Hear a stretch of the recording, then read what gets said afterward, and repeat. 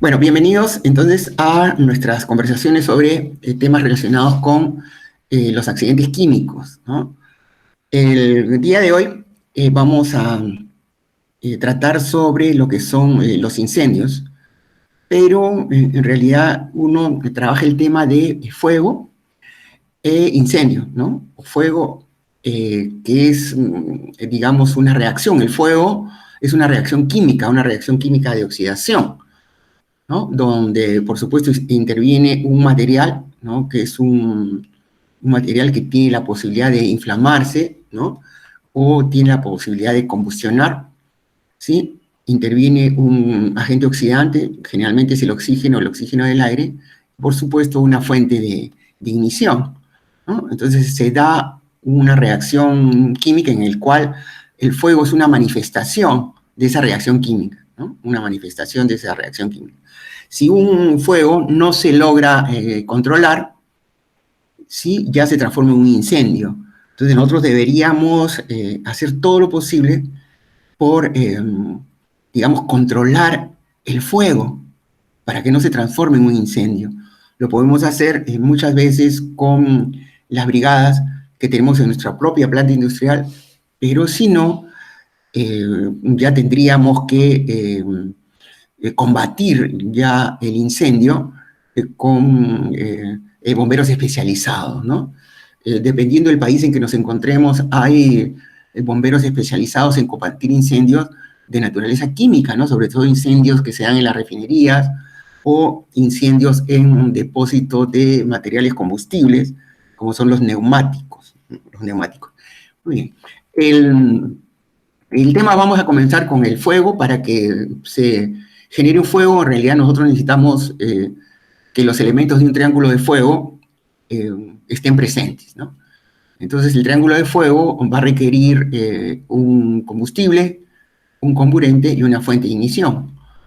Pero para que el fuego ya se transforme en un incendio, ya tenemos que incorporarle otro elemento, ¿no? Ese otro elemento es la reacción en cadena. Entonces ya tendríamos en todo caso el tetraedro de fuego. Para los ingenieros químicos, conocer sobre estos temas nos ayuda a nuestra formación, ¿no? Para poder entender estos temas, para poder controlar o combatir un fuego, uno necesita conocer sobre transmisión de calor o transferencia de calor, que nosotros lo llevamos como un curso en la carrera, que es muy importante. Entonces, eso lo vamos a conversar también el día de hoy. Y en realidad hay sustancias que son inflamables y sustancias que son combustibles, ¿sí? Que una sustancia sea inflamable o que una sustancia sea combustible depende, ¿no? En qué estado de agregación se encuentra, en qué fase se encuentra a una temperatura de referencia. Al final, una sustancia inflamable o una sustancia combustible nos va a generar un fuego, ¿no? O un incendio. Muy bien. Pero hay un aspecto que es necesario tener en cuenta, ¿no? Que es que en realidad cuando se mezcla un agente combustible con un comburente, tiene que haber una proporción, ¿no? Una proporción para que se genere el fuego y el posterior incendio, ¿no? Entonces, esta proporción constituye lo que se llama una mezcla inflamable. Pero hay un rango en realidad para que tener esta mezcla inflamable, y hay un límite inferior de inflamabilidad, un límite superior de inflamabilidad. ¿Sí? Muy bien. Luego hay varios tipos de fuego, ¿no? Tipos de fuego. Y estos tipos de fuego se relacionan con la característica o la naturaleza del material. Y hay clasificaciones, hay dos grandes clasificaciones, la clasificación europea y la clasificación americana. Ambas utilizan letras, ¿no? Pero puede haber algún tipo de confusión o superposición, ¿ya? Pero lo importante es que cuando vayamos a combatir el fuego, uno tiene que seleccionar un medio para poder extinguir el fuego, ¿no? O combatir el incendio. Entonces, estos agentes de extinción están recomendados para un tipo de fuego de clase A, B, C, D, E, etcétera, o K. Entonces hay que ver dónde estamos en qué país nos encontramos trabajando, en qué lugar nos encontramos, ver cuál es la clasificación de fuegos y cómo los agentes de extinción se ajustan a esos tipos de fuego.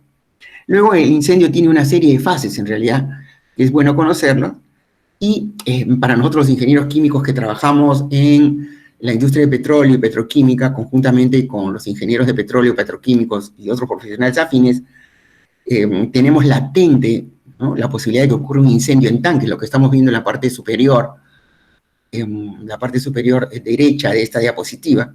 Bueno, uno puede también identificar qué cosas que se está quemando en realidad, ¿no?, por el color que tiene el humo, ¿no?, por el color que tiene el humo. En este caso, el término correcto es humo, porque el humo es resultado de una combustión, ¿no? Entonces, como el combustible, el material entra en una reacción de combustión, entonces va a generar diversos tipos de humo. Entonces ya la experiencia de uno lo ayuda a ver, dependiendo del color de humo, qué cosa se puede estar quemando si es que uno no tiene otro tipo de información adicional. Bueno, entonces vamos a descubrir parte de este contenido en esta presentación, ¿sí? Entonces, como les había dicho, ¿no?, entonces el fuego es la manifestación de una reacción, ¿no?, de una reacción de combustión, ¿sí? Y vamos a ver por qué es una manifestación, lo vamos a ver más adelante, ¿no? Más adelante. Pero para que un fuego se genere, tienen que estar presentes tres elementos. Entonces, como son tres elementos, se ha llamado el triángulo de fuego, ¿no? Entonces, tiene que haber el combustible, muy bien, un material capaz de reaccionar, capaz de arder, muy bien, en presencia de ¿qué? De un comburente, generalmente es el oxígeno, muy bien, ¿ya? Y además tiene que haber una fuente de calor, ¿no? Una fuente de calor, ¿no? Lo más frecuente es una fuente de ignición, pero a veces pueden haber elevadas temperaturas sin que necesariamente tengamos una fuente de ignición directa, ¿no? Entonces hay varias opciones aquí. Entonces, ¿cuál es el principio de estos elementos, de los componentes del triángulo de fuego? Que si nosotros retiramos, ¿no?, alguno de los elementos, muy bien, la reacción no llega a producirse. ¿Muy bien? ¿Está bien? Nosotros necesitamos combustible, comburente y energía, ¿no? Si hay el combustible, ya hay el comburente, pero no hay energía, no hay fuente de calor, no hay fuente de ignición, no hay fuego. Si hay fuente de energía, hay calor, y ya hay comburente y no hay combustible, no hay fuego, ¿no? Si hay fuente de energía, fuente de calor, ya hay combustible y no hay oxígeno, no hay fuego, ¿sí? Entonces es un principio que posiblemente en los laboratorios de química se ve, ¿no?, cuando la superficie de un vaso de precipitado comienza a arder por una sustancia en particular. Entonces, ¿qué hacen en ese momento? De repente ustedes habrán tenido esa experiencia en el laboratorio, uno lo tapa con una luna de reloj. Inmediatamente el fuego que se había generado no se apaga. ¿Por qué? Porque hemos cortado el abastecimiento de aire y el aire es la que traía el oxígeno, ¿no? Entonces, es interesante los elementos del triángulo de fuego. Muy bien, pero habíamos dicho que no solamente hay un triángulo de fuego, sino también hay un tetraedro de fuego, ¿no? Un tetraedro de fuego. Está bien, el fuego se inicia, ¿ya? Pero para que este fuego continúe, ¿no?, tiene que tener algún elemento adicional, que es la reacción en cadena, ¿no? Entonces, cuando el fuego tiene, ¿no?, los elementos calor, oxígeno y combustible, tengo fuego y yo lo puedo extinguir, ¿ya? Pero cuando ya se da la reacción en cadena, ya la situación es más complicada, ¿no? La situación es más complicada. Yo tengo que tener muchos más elementos, ¿no?, para hacer frente a este fuego y luego al incendio, ¿no? Entonces, eso hay que tenerlo claro, por favor.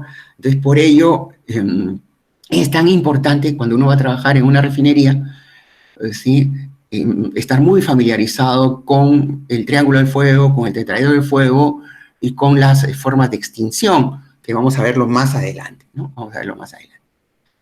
Bueno, ¿no?, tenemos otro diagrama para recordar, ¿no? que está bien, tenemos combustible, fuente de calor, oxígeno, pero la reacción en cadena es importante, ¿no? En el caso de un fuego que se genere en un neumático, ¿no? Si no se logra controlar al inicio, se van a dar las reacciones en cadena, ¿no? Y esto va a ser mucho más difícil controlar ya el incendio, ¿no? Como vimos en la diapositiva inicial, ¿no? En un cementerio de neumáticos que hemos visto. Bueno, muy bien. Entonces, vamos a analizar brevemente algunos de los componentes, tanto del triángulo de fuego como del tetraedro del fuego, ¿no? Quizás vamos a analizar los más importantes, ¿no? Entonces necesitamos calor, ¿no? Necesitamos una fuente de calor, ¿sí? Necesitamos una fuente de ignición. Entonces, ¿cómo se genera el calor? ¿Cómo se puede generar el calor? ¿Cómo puede llegar el calor, ¿no? Como componente de un triángulo de fuego? Entonces, el calor puede llegar por una acción mecánica. Sí, la fricción, ¿no? La fricción genera elevada temperatura. ¿Sí? Y a veces la fricción genera chispa. No necesariamente una fricción genera chispa, pero sí una elevada temperatura, ¿no? Una elevada temperatura, ¿no? La acción mecánica, la fricción, ¿no? De repente alguno de ustedes tiene alguna experiencia, ¿no? En el uso de un taladro, por ejemplo, ¿no? Un taladro que va a perforar madera, o un taladro para concreto, o un taladro para metal. Hay taladros con brocas para cada una de esas materiales, ¿no? Entonces uno opera ese taladro, ¿sí? Y hay que tener mucho cuidado cuando uno saque el taladro luego de haber hecho el orificio, el agujero que uno quería hacer, porque si entra en contacto con la broca, esta tiene una elevada temperatura, ¿no? ¿Por qué? Porque se ha generado, ¿no? Una cantidad de calor importante por fricción. Muy bien. Acción eléctrica, muy bien. Cuando pasa electricidad por una resistencia, ¿no? Por una resistencia, se genera una determinada temperatura, ¿no? Y en algunos casos podemos observar una incandescencia, ¿no? En la resistencia eléctrica sobre la cual pasa la temperatura. Muy bien, si la reacción es exotérmica, también se genera una elevación de temperatura adicionalmente, ¿no? A la temperatura que dio origen a la reacción. Muy bien. Y finalmente hay otras situaciones, como las reacciones nucleares o la fisión nuclear, ¿no? Estas reacciones que se dan en las centrales nucleares que también me generan una cantidad de calor. Por eso la importancia de la refrigeración, ¿no? En estas centrales térmicas. Entonces, en realidad nosotros ya tenemos experiencia cómo se puede generar el calor. Aquí hemos tratado de enumerar algunos aspectos por acción mecánica, por acción eléctrica, por reacción química, por reacciones nucleares, ¿no? Ya. Y el otro tema es cómo se transmite el calor. ¿Cómo se transmite el calor, ¿no? Entonces, podemos recordar que el calor se transmite por radiación, por conducción o por convección, ¿no? Muy bien. Entonces la radiación se transfiere, ¿no? De un cuerpo a otro por ondas, pero a través de un medio, ¿no? Y generalmente la transmisión es en línea recta, ¿no? Pero tiene que haber un medio, el aire, por ejemplo, ¿no? La conducción, ¿no? El calor de un cuerpo se transfiere, pero por contacto directo, por contacto directo. ¿Y qué nos interesa a nosotros? ¿No? La conductividad térmica, ¿no?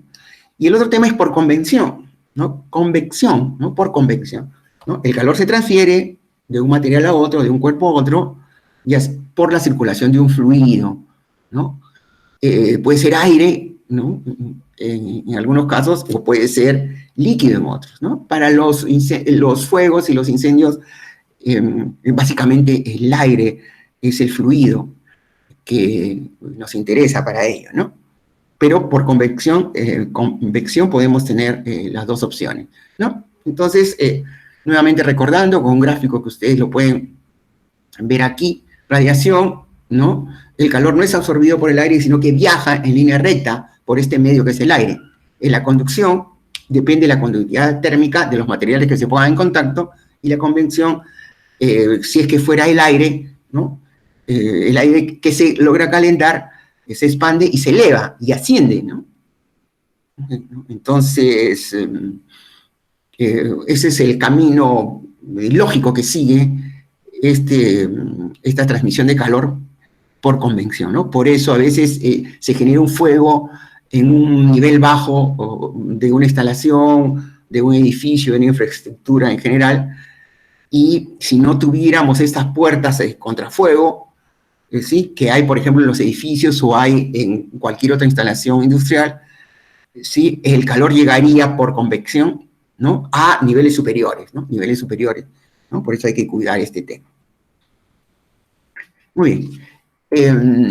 Hemos analizado el caso de la fuente de calor, la transmisión de calor. Entonces ahora tendríamos otro de los componentes, ¿no? Otro de los componentes que serían los combustibles, ¿no? Los combustibles, ¿no? Entonces, en realidad, ¿la sustancia química es inflamable o es combustible? ¿No? Y vamos a hablar como de los combustibles ahorita en general, ¿no? Entonces, hay varias temperaturas que es necesario conocer en realidad de estas sustancias, ¿sí? Estas sustancias tienen más de una temperatura. Algunos tienen 4 temperaturas. Algunos tienen 3, ¿no? Y algunos tienen solo 2, por ejemplo, y así sucesivamente, ¿no? Podríamos ver, ¿ya? Entonces, los ingenieros químicos sí tenemos que conocer de estos temas necesariamente, o tenemos que conocer dónde encontrar la información, ¿no? Relacionada con las temperaturas de una sustancia y un combustible en particular, ¿no? En particular, ¿no? Acá estamos viendo una gráfica clásica, ¿no? De temperatura versus concentración del combustible, ¿no? En una mezcla aire-combustible, ¿no? Entonces, en realidad, hay un área, una zona, ¿no? Donde se va a producir verdaderamente un fuego, ¿no? Un fuego, ¿sí? Y esta zona está sobre el límite inferior, ¿ya? Y está debajo del límite superior. Ya sea en el límite, sobre el límite superior o debajo del límite inferior, no va a haber la posibilidad de fuego. En un caso porque la mezcla es muy pobre y en otro caso porque la mezcla es muy rica, ¿no? Entonces nosotros tenemos que movernos entre ese intervalo de inflamabilidad, ¿no? De inflamabilidad. Bueno, ¿no? Con esta breve introducción podríamos ver lo siguiente, ¿no? Entonces, temperaturas de una sustancia química combustible, ¿no? Para no hacernos problemas ahorita que si es inflamable o combustible al final me va a generar un fuego. Todas las sustancias las tienen, entonces ya depende de la investigación que podamos hacer cada uno de nosotros, ¿no? Conociendo la sustancia, ¿no? Conociendo la sustancia. Sí, por ejemplo, en un laboratorio de química a nivel universitario, ¿sí? Existen muchas sustancias, ¿sí? Muchas, ¿sí? No es, cuando uno va a trabajar en una planta química, en realidad no va a haber tantas sustancias diferentes como la que encontrábamos en un laboratorio, ¿no? Pero esas sustancias que encontremos en la planta que nosotros vayamos a trabajar en el futuro, las tenemos que conocer, ¿no? Y ese es un reto, ¿no? Conocer perfectamente la sustancia, toda la información sobre las sustancias que vamos a encontrar en la hoja de datos de seguridad o la MSDS o en la ficha de datos de seguridad, ¿no? Según el sistema globalmente armonizado para clasificar sustancias y productos químicos. Y por supuesto tenemos que ver los handbooks, tenemos que ver una serie de bases de datos para las sustancias químicas, ¿no? Entonces, para lo que nos interesa, en lo que es fuego, incendios, necesitamos identificar, por ejemplo, que existe una temperatura de gasificación. Muy bien. Luego existe una temperatura de inflamación, ¿no? Después existe una temperatura de inicio. Y finalmente existe una temperatura de autoinicio. Imaginemos que todas las sustancias las tienen, ¿ya? Imaginemos que todas las sustancias las tienen, ¿no? Entonces, primero tiene que alcanzarse la temperatura de gasificación. Luego se tiene que alcanzar la temperatura de inflamación, ¿no? Si la fuente de ignición continúa, tenemos que llegar a la temperatura de ignición. Muy bien, ¿no? Y finalmente, ¿no? Hay casos de algunas sustancias que no necesitan ninguna fuente de ignición, ¿no? Que solas, ¿no? Llegada a una temperatura determinada, ¿no? Sin fuente de ignición, ya se genera un fuego, ¿ya? Entonces, vuelvo a repetir, tengo muchas posibilidades, ¿no? Con respecto a estas temperaturas y con respecto a las sustancias, ¿no? ¿No? En algunas de ellas tendrán temperatura de gasificación, ¿no? Otras tendrán solo temperatura de inflamación e ignición, ¿no? Otras tendrán temperatura de autoignición y otras tendrán todas, ¿no? Todas, ¿no? Todas, ¿no? Entonces, vamos a ir revisándolas rápidamente, estas temperaturas, pero es importante cuando ustedes trabajen, ¿no? En una planta industrial o en una actividad donde tengan sustancias inflamables o sustancias combustibles, ¿no? Tengan muy claro las temperaturas, ¿no? Que se requieren para ello, ¿no? Que se requieren para ello. Muy bien, ¿no? Entonces, nosotros podemos ver diversas fuentes, ¿no? Y esas fuentes, entonces, esta fuente es de Badajoz, del año 2014, ¿no? Para el caso del tolueno, está tomado, ¿no? Entonces, tiene un flashpoint, ¿no? De 4 grados centígrados el tolueno, un flashpoint, ¿sí? Vamos a ver qué cosa es el flashpoint, pero que está a 4 grados, ¿no? Mientras que tiene una temperatura de autoinflamación, ¿no? AIT es el término en inglés para temperatura de inflamación de 480, ¿no? 480. Entonces significa que el tolueno, sin necesidad de una fuente de ignición, simplemente por una elevación de temperatura, ¿no? Solito va a generar un fuego. Muy bien. Y tenemos estos términos también, la información ha sido tomada de una fuente en inglés, ¿no? Por supuesto. Y tenemos un nivel, ¿no? Digamos, un nivel mínimo, ¿no? O un nivel bajo, o un nivel inferior, ¿no? De inflamación, y tenemos un nivel superior de inflamación, ¿sí? Hay algunas sustancias donde ustedes van a encontrar, sí, que se habla de nivel inferior, ¿no? De explosividad o nivel superior de explosividad.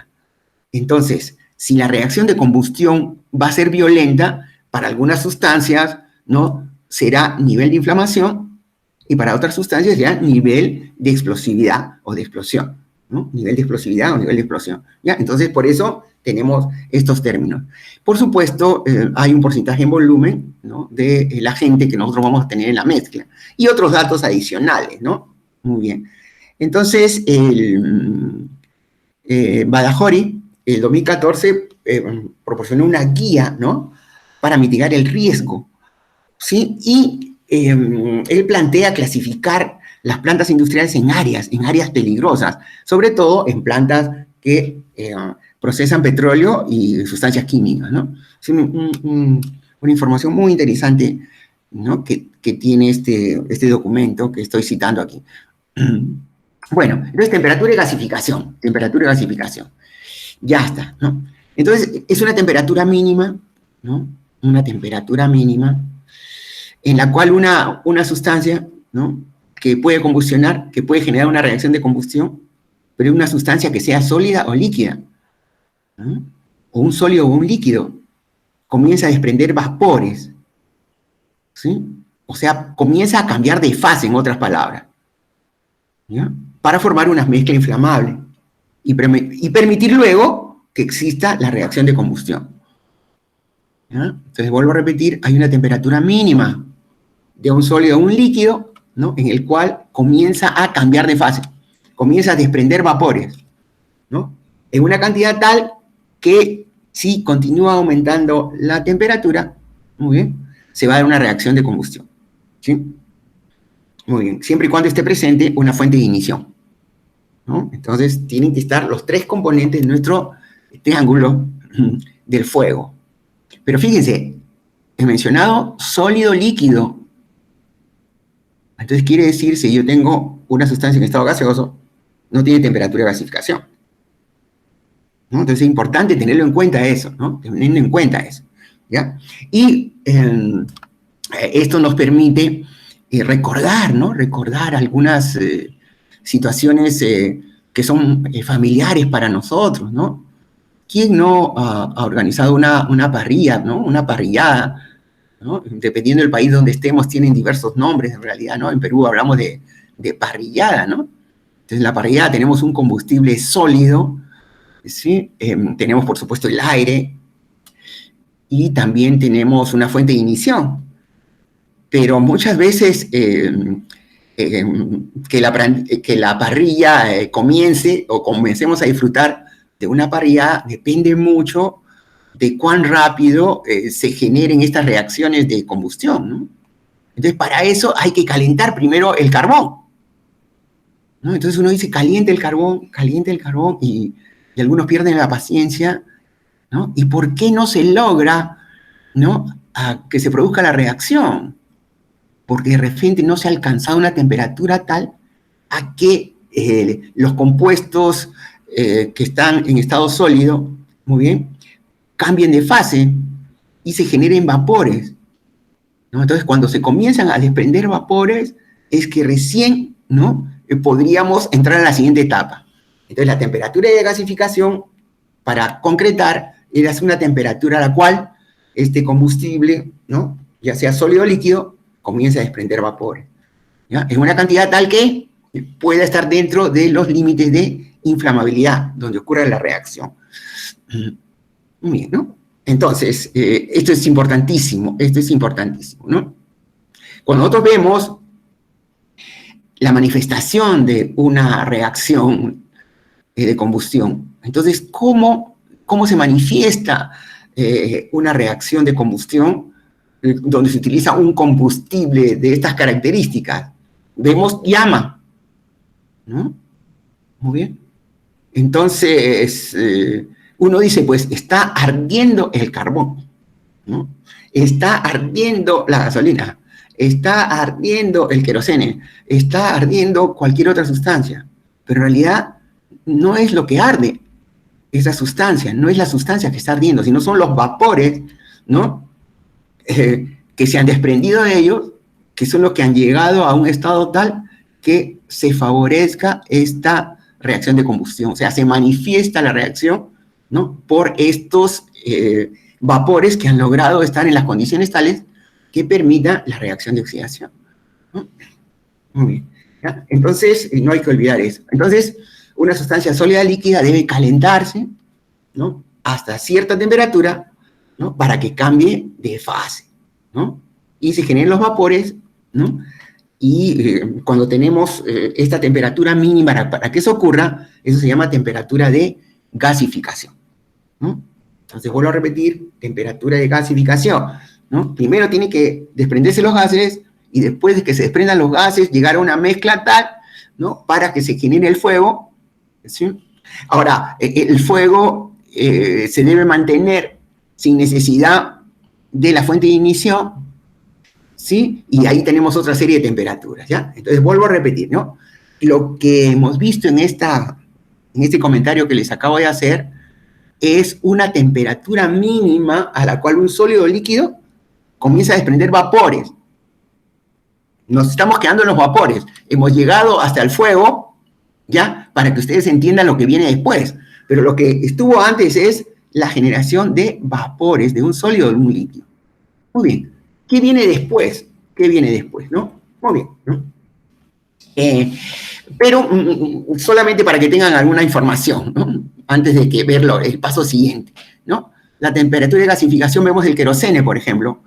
El querosene tiene una temperatura de gasificación de 38 grados, ¿no? O sea, quiere decir que 38 grados es la temperatura mínima a la cual voy a tener vapores de queroseno. Mientras que en la gasolina no, ¿no? En la gasolina la temperatura de gasificación es menos 42 grados centígrados. O sea, quiere decir, ¿no?, o 42 grados Celsius, ¿no? Quiere decir que a menos 42 grados Celsius ya comienzan a desprenderse vapores de gasolina, ¿no? Entonces, por eso la gasolina me genera lo que se llama emisiones fugitivas, que las observamos cuando estamos cerca de la zona donde se está tanqueando un vehículo, ¿no? Entonces, nosotros vemos vapores de gasolina, ¿ah? Vapores de gasolina. Entonces, ¿por qué? Porque la gasolina está gasificando, ¿no? Muy bien, entonces por eso nos dicen, ¿no?, cuando uno va a llenar un tanque de gasolina, y más en el caso del gas, ¿no?, recuerden, uno tiene que estar con el motor apagado. Inclusive en el caso del gas natural vehicular, a uno lo obligan a salir del vehículo, recuerden, ¿no? ¿Sí? Entonces hay que, por condiciones de seguridad.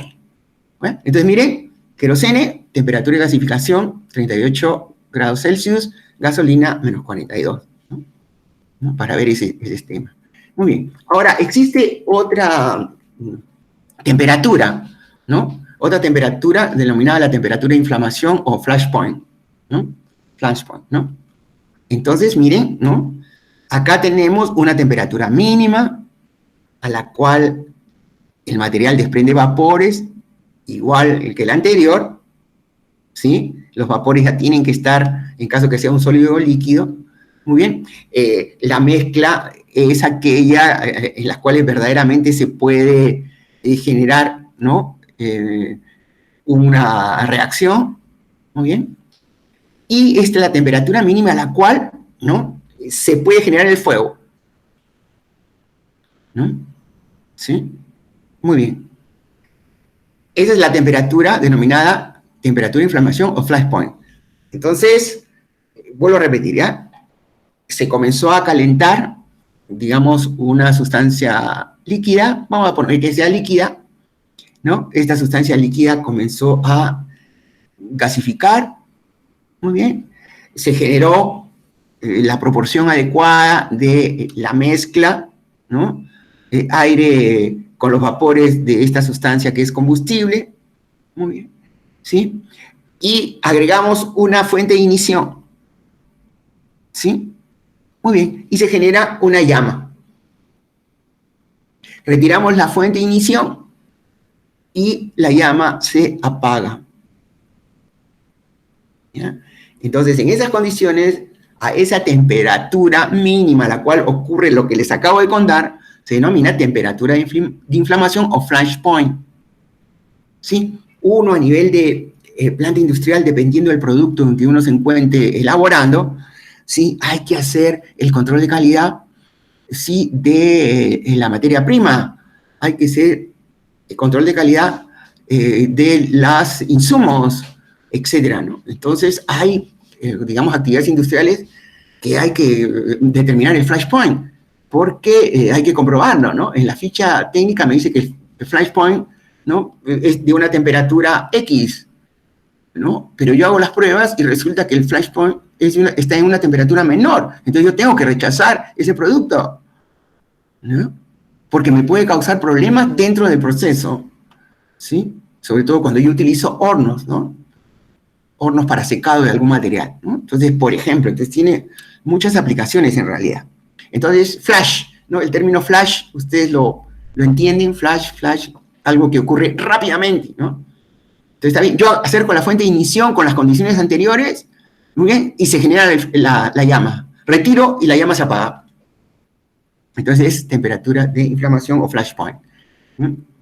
A nivel de laboratorio, antiguamente se utilizaba lo que se llama la copa Ford, que ustedes la están viendo en la figura del lado izquierdo, ¿sí? La parte superior izquierda, la copa Ford, y por supuesto en el lado derecho ya tenemos un sistema automatizado para determinación de flash point, también se llama punto de inflamación o punto de destello.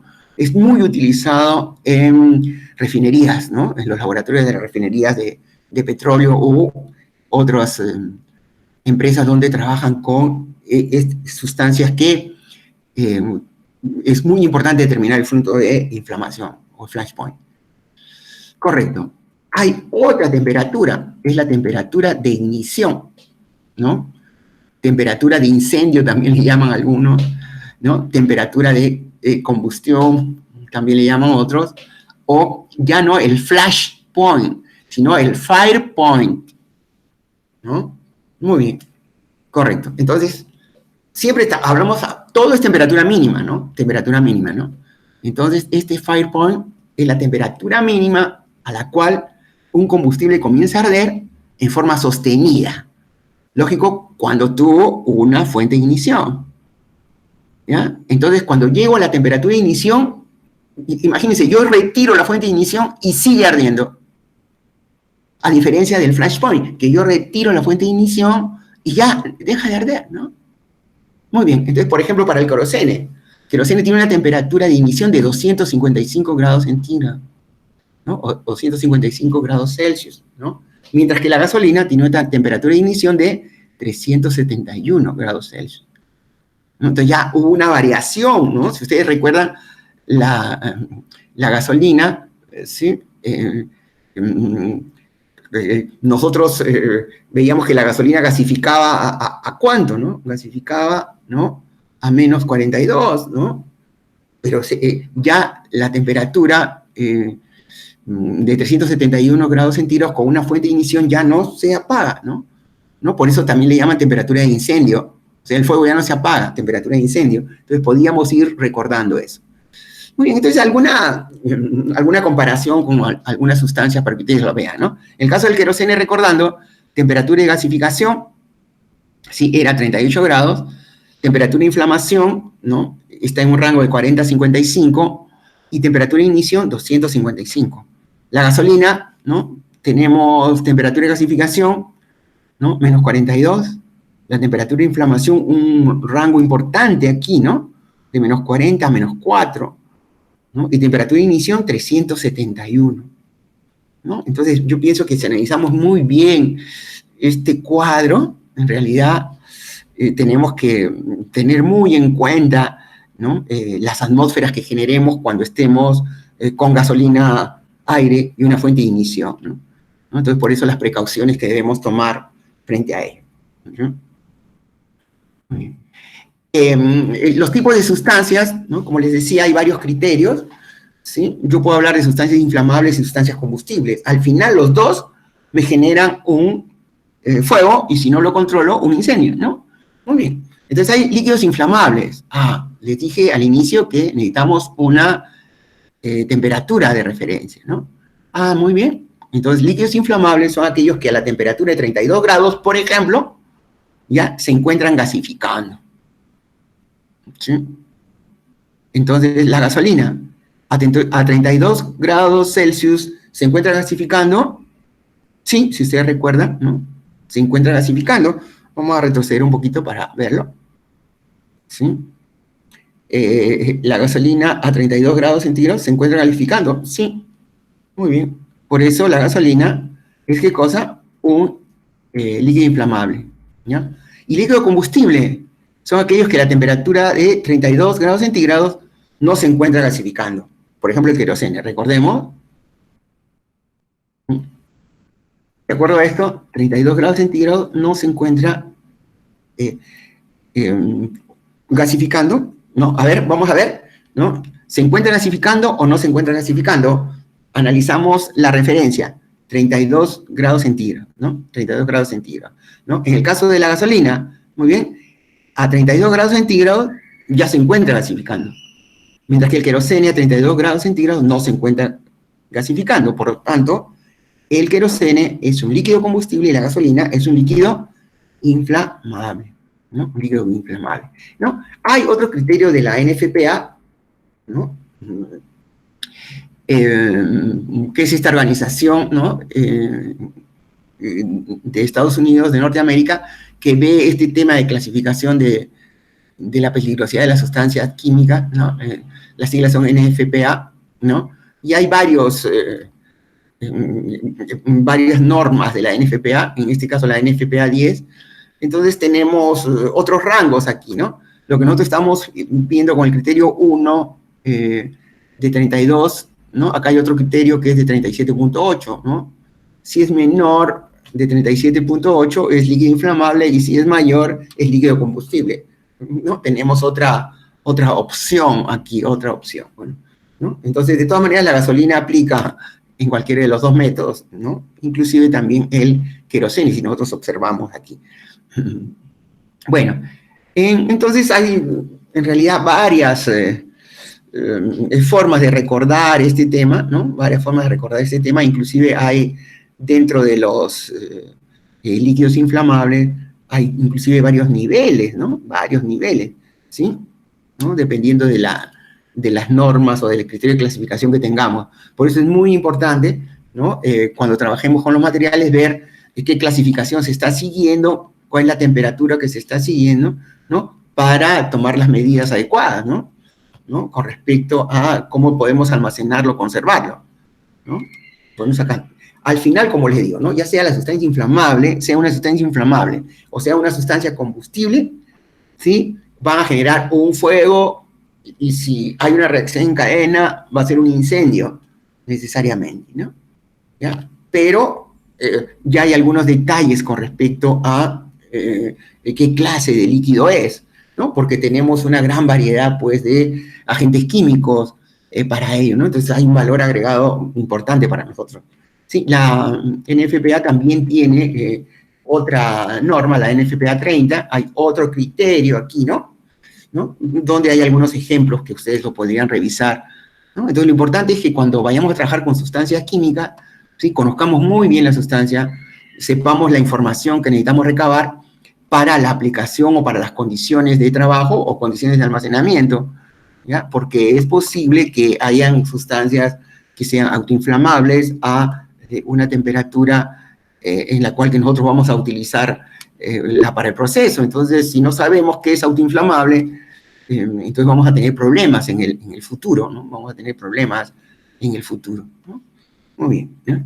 Correcto. El otro tema que tendríamos que conversar es sobre las mezclas inflamables. Mezclas inflamables, vamos a quedarnos aquí, pero para que esté claro, ¿no? Entonces, nosotros sabemos que hay sustancias que han tenido que pasar por diversas temperaturas, ¿no? Diversas temperaturas. Entonces habíamos visto que si comienza a gasificar, eso no significa que en realidad va a inflamarse. Muy bien. Entonces está bien, tiene que gasificar, ¿no? Y tiene que generarse una cantidad tal que mezclado con el aire esté en una proporción, ¿sí? Para que recién pueda, digamos, tenerse una inflamación, ¿no? Una reacción. Entonces, no todas las sustancias tienen las mismas proporciones que mezclada con el aire me va a dar la posibilidad de generar un fuego. Entonces necesitamos conocer cada una de estas sustancias, cómo se comporta con este nivel inferior de inflamabilidad y un nivel superior de inflamabilidad, ¿no? Entonces hay tablas, hay mucha información con respecto a eso, pero lo importante es que la tengamos a la mano cuando tengamos que realizar alguna actividad con ellas en nuestra planta industrial. Bueno, nos vamos a quedar aquí en esta conversación, ¿no? Con respecto a las sustancias químicas que pueden ser inflamables o combustibles y aquellas que nos pueden generar, por supuesto, un fuego, ¿no? Y un incendio, ¿no? Entonces ya vamos a poder conversar, ¿no? En otra oportunidad sobre estos temas, pero creo que hasta aquí tenemos información importante para poderla procesar y poder comprender, ¿sí? Digamos, cómo funciona este mecanismo de la generación de un fuego o de un incendio. Bueno, muchas gracias, hasta aquí.